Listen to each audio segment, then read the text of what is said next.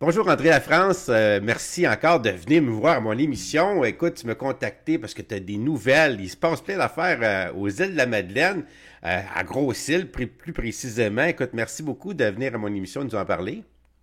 Ben, ça me fait plaisir. Ben écoute, même pendant, je voulais peut-être vous raconter ça pendant 3-4 minutes, mon hospitalisation. J'ai été hospitalisé au Royal Victoria à Montréal pendant 14 jours.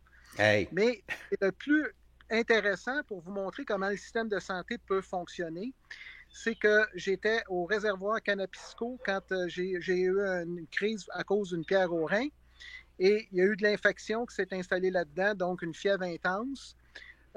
C'est les gens du barrage de Brisé de Hydro-Québec que je remercie, l'équipe de Hydro-Québec qui est venue me chercher à 80 km au nord du barrage de Brisé pour m'amener aux installations du barrage, puis par la suite commander l'avion de Air Médic. L'avion d'Air Médic me prit en charge à partir de l'aéroport d'Hydro-Québec de Fontanges, qui est maintenant un aéroport de la SDBJ.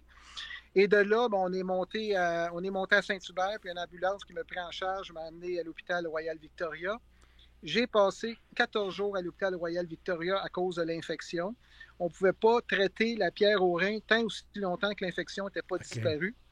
Et je peux vous dire que le système de santé, c'est vrai que ça peut être long, mais quand vous êtes malade, ça fonctionne. J'ai eu une chambre au bout de 3 jours. J'ai eu la première intervention qui était d'installer quelque chose à l'intérieur de ma vessie, mais sans plus. Ils n'ont pas fait éclater la pierre à ce moment-là. Ça a été fait il y a 2 jours. Et puis, ça s'est bien déroulé. Puis, je suis sorti aujourd'hui et j'ai passé 14 jours dans un centre hospitalier sans masque. Je ne suis pas vacciné et curieusement, je n'ai pas attrapé la COVID. Pourtant, M. Boileau, en ce moment, est en train de faire justement une mise à jour de tous les virus syncytiales, puis la COVID, puis tout le kit en ce moment pendant qu'on se parle.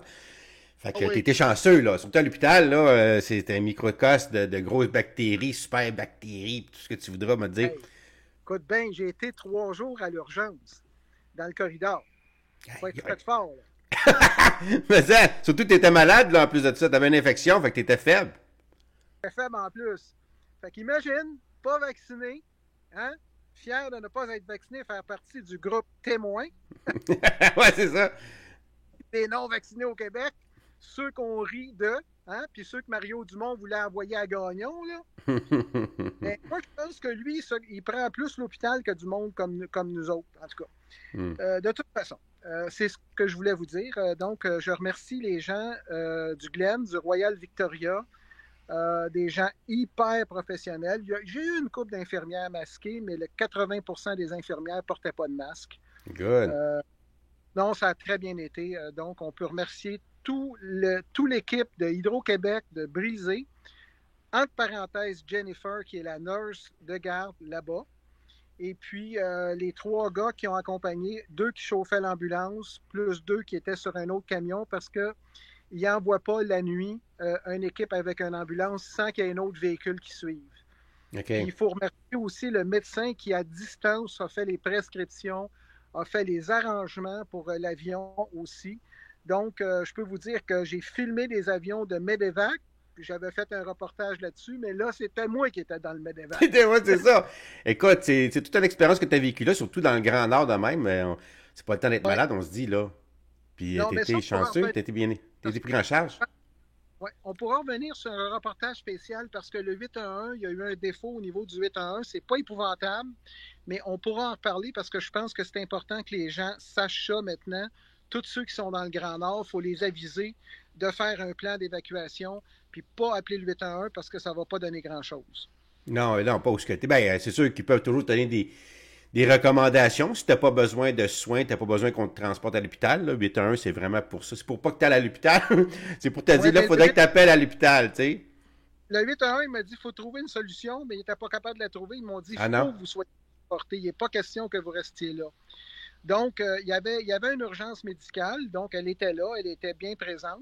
Ben ouais. Puis effectivement, j'ai des gens, des maladies infectieuses qui sont venus me voir de l'hôpital pour faire une investigation. Ça fait qu'on ne sait pas trop comment j'ai pu attraper cette bactérie-là. En tout cas, peu importe. Je m'en suis sorti, puis je suis passé au travail des Covidiens, là. Fait que là, toi, t'avais pas. C'était une infection que t'as fait, c'était pas nécessairement des pierres au rein, là. Non, j'avais une pierre au rein. T'avais une pierre au rein quand même. Ça peut arriver qu'il y ait une infection, mais c'est pas le même type d'infection que normalement tu as avec une pierre au rein.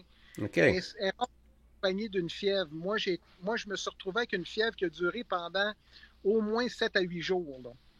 Aïe, aïe. Et donc, pour attaquer cette bactérie-là, ben, ce qu'ils ont fait, c'est plusieurs tests sanguins. Puis moi, j'ai une sainte horreur des piqûres. Écoute, à la fin, je dis pas encore le vampire qui arrive. Mais au moins, il y a des bonnes nouvelles, c'est que t'as l'air en forme, t'as un beau sourire, puis tes yeux sont radieux. Fait qu'écoute, je pense que t'es sorti d'auberge. Et là, on peut se parler de la grosse île. Oui, écoute, qu'est-ce qui se passe aux îles de la Madeleine? Écoute, on va aller voir ça. Tu m'as envoyé déjà une image. On va la regarder ensemble. Le conseil, là, c'est la composition du conseil municipal de Grosse-Île. On voit là les X. Ça, c'est des gens qui ont démissionné. On voit la mairesse, la conseillère et les conseillers. Diane Joyce Davis, ben ça, on le savait déjà. Ben, en fait, Hein? la première qui est mentionnée, c'est Mme Keating, qui est la dernière en bas, pas la dernière en bas, mais le dernier X. Ouais, Mme Les... Keating. Alors, dans la foulée de cette démission-là, c'est Mme Joy Davy qui a puis moi, je pensais qu'elle démissionnerait avant ça, mais elle ne l'a pas fait. Tu as Marlène Boudreau, puis tu as l'autre qui est. Attendez un instant. Joanna Clark. Joanna. Ben moi, écoutez, moi, je savais que Mme Keating puis Mme Boudreau était l'objet d'une enquête de la Commission municipale du Québec, compte tenu du fait qu'il avait manqué plusieurs assemblées du Conseil selon les informations OK. que je détenais. Mais là, ce qui est arrivé entre-temps, il faut bien comprendre que c'est le travail citoyen qui a fait la différence dans ces démissions-là. Ce qui s'est passé, c'est que tu sais que le Passe Archipel a réveillé un paquet de fantômes, dont la création éventuelle d'un parc régional. Ouais. Et les gens de la Grosse-Île, eux autres, ben, c'est la ville séparée. Là. Quand C'est il y a eu ça. la fusion forcée dans les années 80, Grosse-Île est resté tout seul dans son coin, puis tous les autres villes, comme la Grande Entrée, Havre-aux-Maisons, Havre-Aubert, Cap-aux-Meules, Fatima, et puis, voyons donc, l'étang du Nord, sont devenus la ville fusionnée qui s'appelle Île-de-la-Madeleine. Donc, Grosse-Île, ils sont très jaloux de leur, en fait, de leur propriété, de leur territoire. C'est là qu'on trouve d'ailleurs la mine de sel. Là, j'ai mon chien qui s'en vient. J'espère qu'elle ne sautera pas. Là. En tout cas, ils ont la mine de sel. C'est là qu'il y a les fameux 2 éoliennes industrielles. OK. Fait que les gens de Grosse-Île, eux autres, qui ont fait une pétition qui m'ont montré et ils l'ont fait signer par 80% de la population. Aïe, Et aïe. c'est ce qui a poussé la démission de la mairesse et puis des conseillères que tu vois là. Moi, je m'attends que les autres aussi vont démissionner. En tout cas, j'ose espérer qu'ils vont avoir le courage de se représenter à la population parce qu'il n'y a plus de confiance dans la population sur ce conseil-là. Pire encore, la directrice générale en rajoute. Il y a une madame qui s'est plainte sur le site de la ville de l'état des routes. Puis elle lui a dit qu'elle diffamait, puis elle a retiré son commentaire. C'est pas de la diffamation pour un citoyen de se plaindre de l'état des routes, là. Donc, ça va pas bien à la Grosse-Île. Moi, je pense qu'il faut wiper le conseil au complet. Puis, il faut que la directrice générale aussi quitte pour qu'on remplace au complet l'appareil municipal à la Grosse-Île. Ça va trop mal à cet endroit-là. Là. Mais là, il en reste trois, là. Il reste, dans le fond, Cathy Burke, Madame Miranda Mathieu, puis Nancy Clark, qui est de la même famille que Joanne Clark, j'imagine? Je ne pense pas. Ah non? C'est Clark, sa mère a une poterie dans les îles. Était mariée avec un monsieur Clark, naturellement, parce que sa mère, c'est une dame cire. Les deux autres, je les connais plus ou moins, Madame Burke, puis l'autre, je les connais plus ou moins. Moi, Mathieu. c'est sûr que je connaissais la mairesse pour l'avoir vue comme toi à TV, là. Ouais, c'est Mais ça. à part ça, c'est ça qui est l'évolution actuellement à la Grosse-Île. Mais là, il en rajoute avec l'éco-anxiété. Le conseil de ville des îles de la Madeleine a fait une rencontre spéciale pour parler des affronts de la mer puis de la submersion. Autrement dit, à soir, on fait peur au monde. Moi, ce que je veux faire remarquer aux gens des îles maintenant, là, pour qu'ils comprennent bien qu'ils sont l'objet actuellement de ce qu'on appelle la deuxième déportation, Comment se fait-il que des gens qui sont riches, très, très, très riches, se font construire des maisons de plusieurs millions de dollars sur les îles, viennent sur les îles en jet privé? Comment se fait-il que ces gens-là ne craignent pas ça? Puis que là, on veut faire peur, on veut faire peur à tout le restant de la population. Avec ça, on a augmenté les taxes municipales des commerçants, de sorte à créer un espèce de scénario où la valeur des propriétés va tellement augmenter que les gens ne pourront plus les supporter. Le monde ordinaire. Fait que les gens des îles, ce qu'ils ne voient pas venir, c'est ce qui est en train d'arriver, c'est une déportation qui s'en vient, parce que les gens n'auront plus les moyens de rester aux îles de la Madeleine. Ce n'est pas la submersion qui va arriver demain matin, comme on sait, parce que je pense que ce qu'on s'est fait raconter par Mme Solomon, c'est pas mal des histoires à dormir debout. Là. Est-ce qu'ils vont se faire remplacer tranquillement? C'est ça que tu vas en venir, parce que là, quand ils vont vendre... Par contre, ceux qui sont là, ils vont vendre à grand profit, là, s'il fallait que toute leur maison augmente à ce point-là. Si tu es sûr que ta maison est déjà payée, tu peux rester là, à moins que les taxes augmentent tellement que tu peux même plus te le permettre. Mais c'est certain que Ben, celui à qui tu vas le vendre, ce ne sera pas un résident de la place là, qui n'a pas beaucoup d'argent. Ça va être quelqu'un qui a énormément d'argent. C'est comme ça que tu veux dire qu'ils vont remplacer toute cette populace-là. exactement. Ce qui arrive, c'est qu'à un moment donné, ces augmentations de plus-value-là, je peux te donner l'exemple de Saint-Henri. C'est pas le meilleur exemple au Québec, ça. Tu sais, le Faubourg Ramlas, puis tout ça, là, c'est le meilleur Mhm. exemple où il y a eu une gentrification, puis qu'on a poussé les pauvres à l'extérieur de ces quartiers-là, comme le Miles End et tout ça. Quand on regarde ça froidement, c'est quoi qui s'est passé? Le prix des logements est devenu inabordable, les propriétaires ont arrêté de les entretenir, et puis les gens ont été obligés de partir parce qu'il n'y avait plus les moyens de rester là. C'est ça. Ouais. Donc, c'est Puis, ça qui se passe aux îles. Donc, moi, je m'attends. J'ai le prochain conseil de ville qui va avoir lieu, si je ne me trompe pas, c'est demain soir. OK. Dans lequel conseil de ville, j'ai demandé qu'il se prononce sur ma demande spéciale de visiter le Capitole de l'Est. Donc, allons voir ce qui va se passer lors de cette rencontre du conseil de ville. Est-ce que tu as quelqu'un qui te représente là-bas sur place pour demander des comptes ou? Les citoyens vont être là parce qu'ils savent que j'ai fait la demande. J'ai envoyé ma demande à tous les conseillers municipaux, au maire et à la directrice générale qui m'avait refusé l'accès au Capitole de l'Est. Ben ouais, c'est ça. En prétextant qu'ils avaient leurs propres experts, j'ai dit, moi, j'en ai rien à serrer de vos experts. Des défauts de construction, j'ai déjà vu ça dans ma vie. Là. Ben c'est ça. Puis là, tu disais toi, que franchement, là, ça valait pas la peine de déconstruire de ça pour en construire un nouveau quand on pourrait simplement le rénover, le retaper, là. Je pourrais te dire mieux que ça. Ils ont déjà 4 salles que je t'avais nommées. Ils ont l'église, l'école, un gymnase Ouais, c'est ça. d'école. Ils ont le club des 50 ans et plus la salicorne. Mais à quelques kilomètres, même pas, de cette salle-là, je te dirais 5 ou 6 kilomètres, il y a la salle communautaire de la Grosse Île qui pourrait être partagée avec ces citoyens-là. Donc, il y a moyen de le faire, puisqu'à Lachenay, je vais donner l'exemple de Lachenay à l'époque.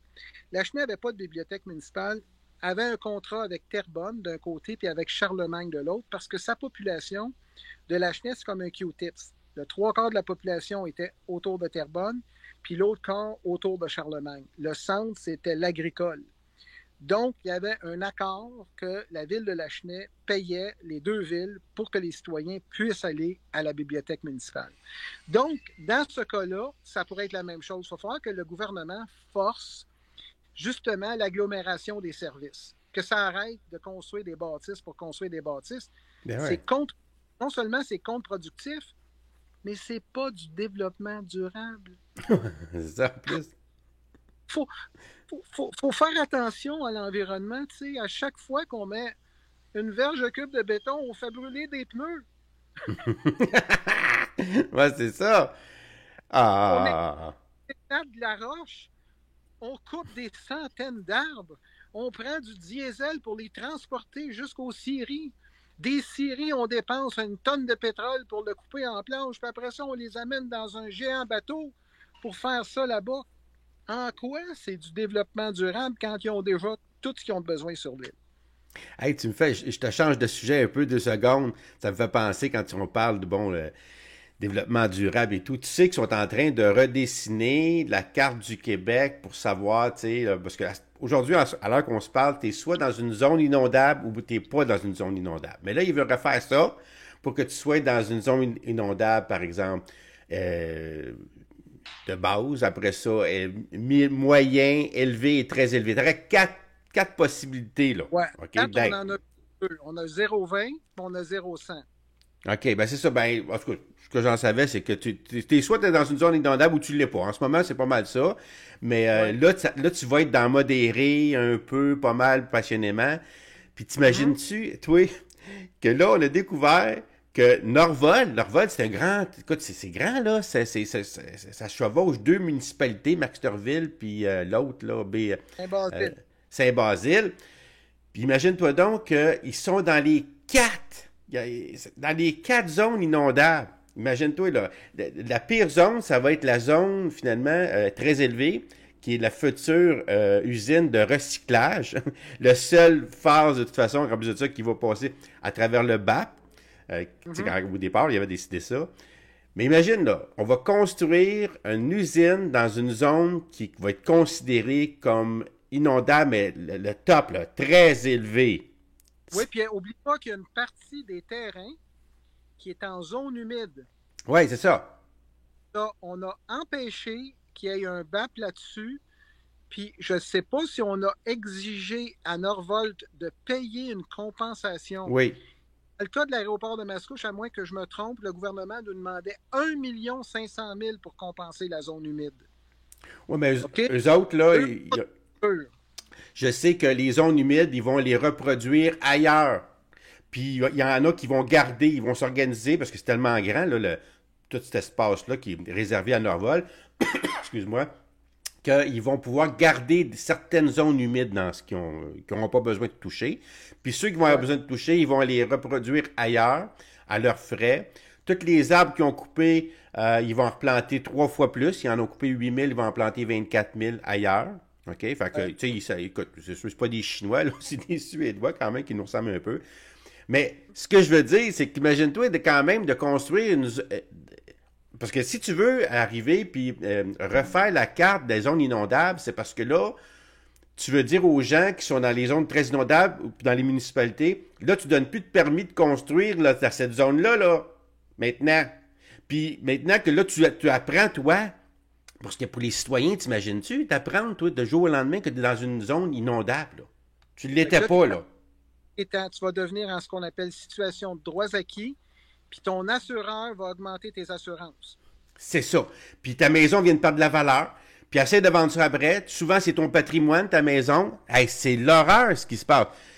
Si on met de côté Norvod, là, mais je trouve ça un peu, comment on pourrait dire ça, un peu spécial de penser. Et ça se passe juste au Québec, ce niaisage-là. Là. C'est fou. Et nous autres, là, on est vraiment, vraiment un peuple à part. On est unique. Pour se dire, là, on est vraiment, mais vraiment des gens hyper brillants. Hmm.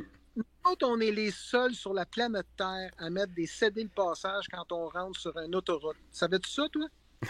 Là, maintenant que le monde sent qu'il y a des cédés le passage, ben là, quand ils voient que quelqu'un rentre sur l'autoroute, ils se dépêchent à accélérer pour l'empêcher de rentrer, Hmm. provoquant possiblement un accident parce que celui qui rentre il est dans une situation d'angle mort, alors que celui qui roule fait juste un ralentissement pour laisser entrer la personne. Mais non, on a des sans-dessins de Québécois qui écrasent le champignon. On va l'empêcher de rentrer sur l'autoroute. Il rentrera la semaine prochaine. Non, le Québec, là, il faut se le dire, on fait dur en sacrifice. Ah, c'est que ça, là, ça sort de l'ordinaire de redessiner cette zone-là, sachant qu'on va investir des milliards maintenant là. Mais c'est sûr que même si, ce que je lisais, là, c'est on va faire une exception, même si c'est dans une zone très inondable, pour qu'ils puissent la construire. Pareil, leur usine. Mais le problème est environnemental, parce que la journée que ça va arriver, c'est-à-dire que, parce que si dans une zone élevée, ça voudrait dire qu'on ne sait juste pas quand ça va arriver, mais ça va arriver. Quand tu vas être inondé, ton usine de recyclage avec tous les métaux lourds que là, t'imagines-tu, à côté d'une rivière, ça va tout se déverser dans la nappe phréatique, partout. Ouais.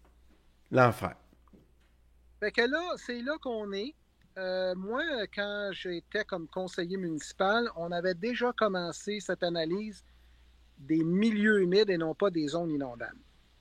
Et moi, c'est sur la base d'une zone qui n'était pas qualifiée d'inondable que j'ai réussi à convaincre le conseil de ville à l'époque qu'on ne pouvait pas laisser construire la porcherie industrielle à tel endroit. Puis on l'a prouvé avec des photos que cet endroit-là avait été inondé par la rivière Lacolle à plusieurs reprises.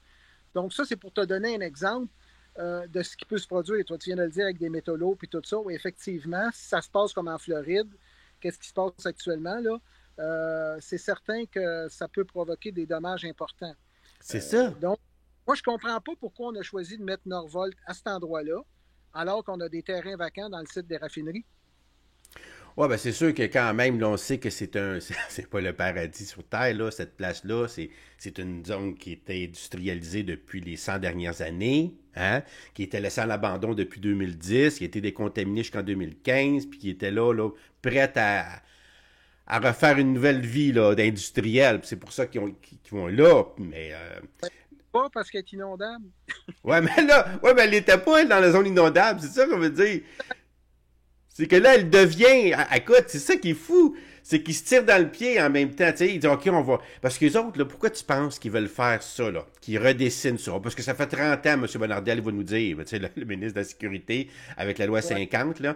Fait qu'ils cherchent des occasions, finalement, pour décréter des états d'urgence aussitôt que dans ta zone inondable. Puis aussi, parce qu'on va décréter que tu es dans une zone inondable, ben là, les argents qu'on va te donner, ça va être moindre que si tu ne serais pas dans une zone inondable, par exemple.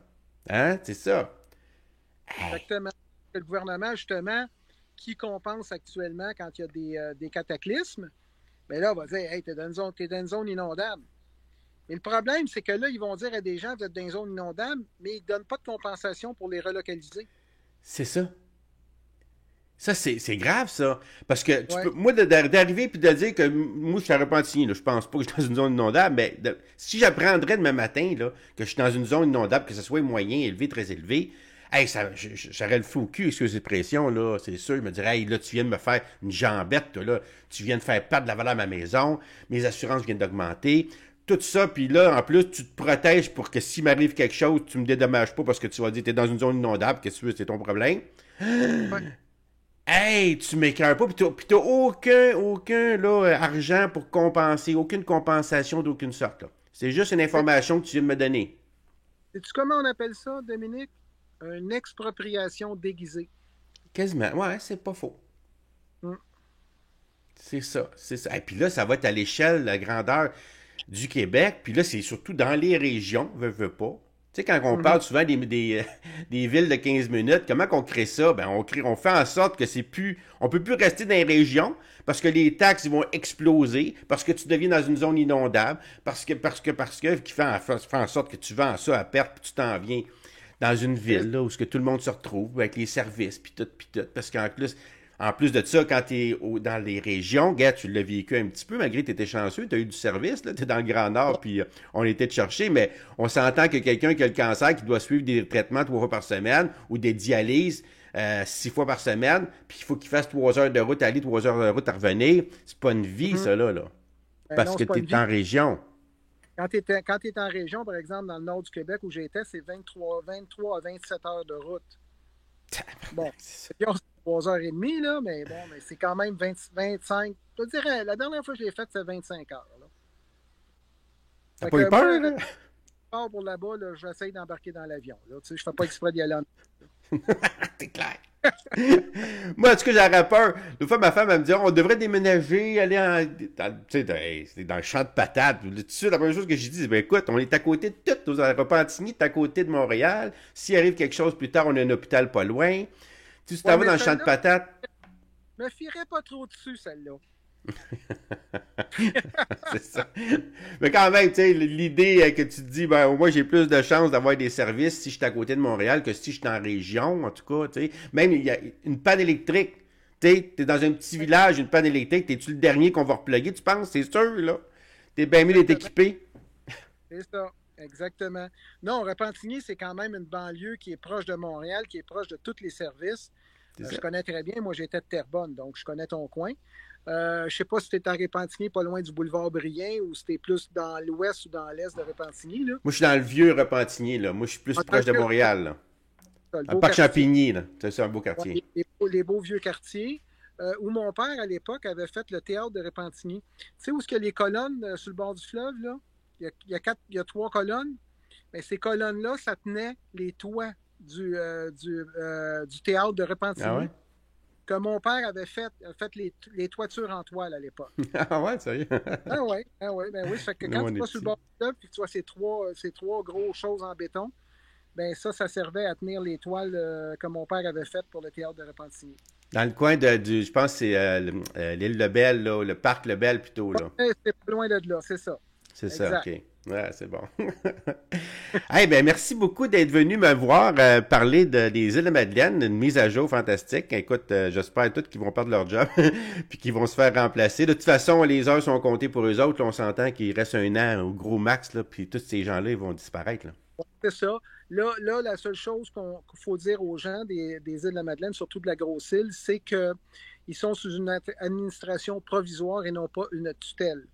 Donc, c'est OK. une administration provisoire du gouvernement qui va faire en sorte que le conseil va continuer à fonctionner, même s'ils ne sont pas le quorum, ils vont pouvoir continuer à faire les choses courantes. Ils ne OK. pourraient pas prendre des décisions pour changer des choses, mais le courant, ils vont pouvoir le faire. Ouais, parce que là, ils sont plus quorum, comme tu dis, ils sont 3 sur 7 qui restent. Là. Il y en a 4 qui ont disparu. Là. Fait que, automatiquement, ils n'ont plus le même pouvoir qu'ils avaient. Fait qu'ils peuvent plus, comme tu dis, inventer des nouveaux projets, mais ils peuvent continuer à ramasser les poubelles. Là. C'est ça, ils peuvent continuer à ramasser les poubelles. Puis surtout, on va dire à la directrice générale d'arrêter d'enlever les pauses des gens qui se plaignent des trous, puis qu'elle fasse sa job, puis qu'elle envoie les gens les remplir, les cristals de trous, là, Ouais, c'est ça. Aïe, aïe, dans aïe, le aïe. fond. Eh ben merci, puis prends soin de toi, là, t'as l'air en forme, reste en forme, on veut te garder en santé comme ça. Écoute, t'es chanceux, je comprends, d'une certaine façon, même si t'es au bout du monde d'avoir des soins, là, c'est surprenant, je suis surpris d'entendre ça, honnêtement. Oui. Ah, c'est bon. On en fera un live là-dessus, vraiment détaillé, pour t'expliquer tout le cheminement. Ça va aider les gens du Grand Nord à s'organiser, parce que moi, ce que je veux, c'est que les gens du Grand Nord aient un plan d'évacuation. Parce Ouais, que c'est pas sortir du Grand Nord quand tu sais pas quoi faire. exactement. Hey, merci à toi, puis prends soin de toi, André. À bientôt. À Bye. bientôt.